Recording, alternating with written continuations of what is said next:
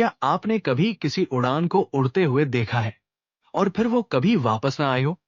एक ऐसा विमान जो अपने 269 सपनों को लेकर उड़ा, लेकिन अगले 60 सेकंड में इतिहास का सबसे दर्दनाक हादसा बन गया।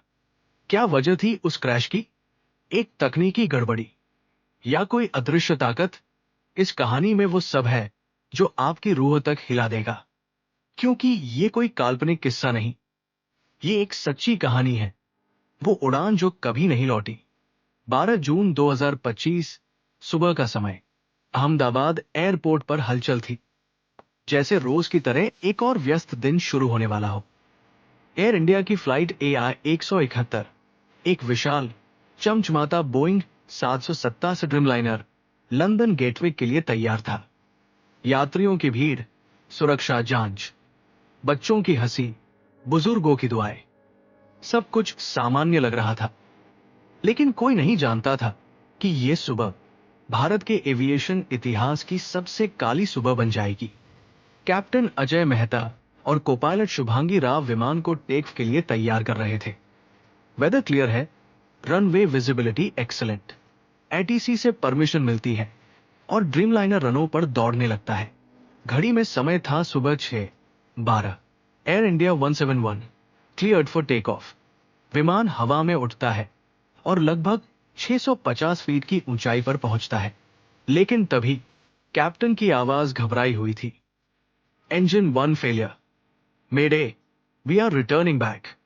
ATC जवाब देता है, AI 171 turn right heading 180, maintain altitude.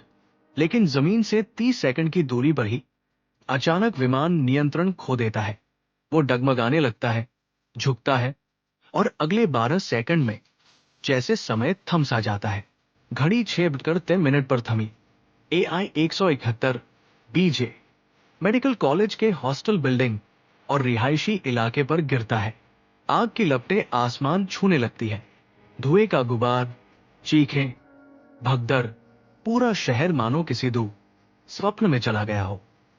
250 ton का ड्रीमलाइनर, जिसे स्वर्ग में उड़ता महल कहा जाता था, अब मलबे का ढेर था।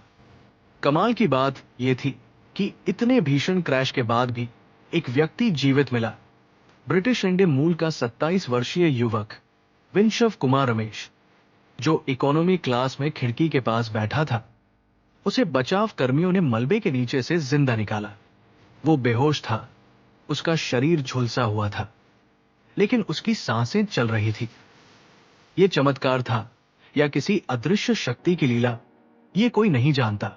NDRF की टीम, फायर ब्रिगेड, सेना और स्थानीय पुलिस मिलकर राहत अभियान शुरू करती है। हॉस्टल के छात्र जो उस समय सो रहे थे, उनमें से कई मारे गए। कुछ कमरे अब पहचानने लायक नहीं बचे थे। एक डॉक्टर ने कहा, मैंने 3 साल इमरजेंसी डिपार्टमेंट में काम किया है, लेकिन ऐसा कभी नहीं देखा।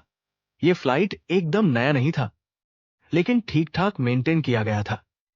VTMB, भारत का पहला ड्रीमलाइनर। लोगों को इस विमान से लगाव था। कैप्टन अजय मेहता, 17,000 फ्लाइट घंटों का अनुभव। कोपायलट शुभांगी, हाल ही में कैप्टन प्रमोट की गई थी। फिर ऐसा क्या हुआ? ब्लैक बॉक्स बरामद कर लिया गया था। जी एविएशन, NTSB, DGCA, FA, सभी एजेंसियां शामिल हो चुकी थी। पिछले 3 टेक्निकल लॉग से यह पता चला कि इंजन नंबर 1 में पहले भी कंपन की शिकायत थी, लेकिन उसे नो फॉल्ट फाउंड कहकर क्लोज कर दिया गया था। क्या यह मानव त्रुटि थी, या मेंटेनेंस की चूक, या कुछ और? इस विमान में कौन कौन थे? एक 6 महीने का बच्चा जिसे पहली बार विदेश ले जाया जा रहा था। एक महिला डॉक्टर जो लंदन में एक रिसर्च प्रोजेक्ट पर जा रही थी। एक नवविवाहित दंपति जिन्होंने अहमदाबाद में हनीमून मनाया था। और पूर्व मुख्यमंत्री विजय रूपाणी, जिनकी यात्रा अचानक तय हुई थी। इन सब की कहानियां अधूरी रह गई। अहमदाबाद के सिविल अस्पताल के ICU में एक अकेला झुलसा हुआ चेहरा सांसें ले रहा था।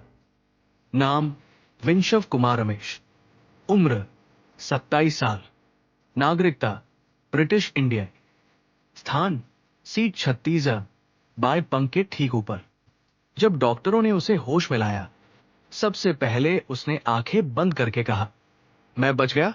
मैंने देखा, सब जल रहा था। सीटें, लोग, रोशनी, धुआं।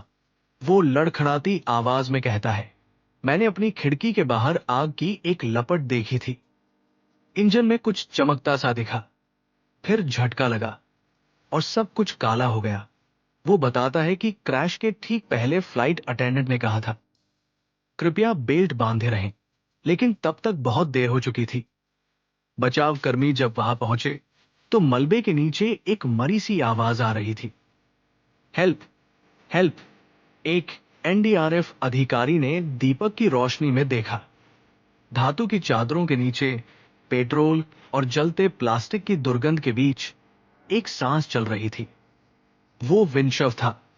3 घंटे तक वो मलबे में फंसा रहा। एक बार तो ऑक्सीजन मास्क भी काम नहीं कर रहा था, पर उसने हार नहीं मानी।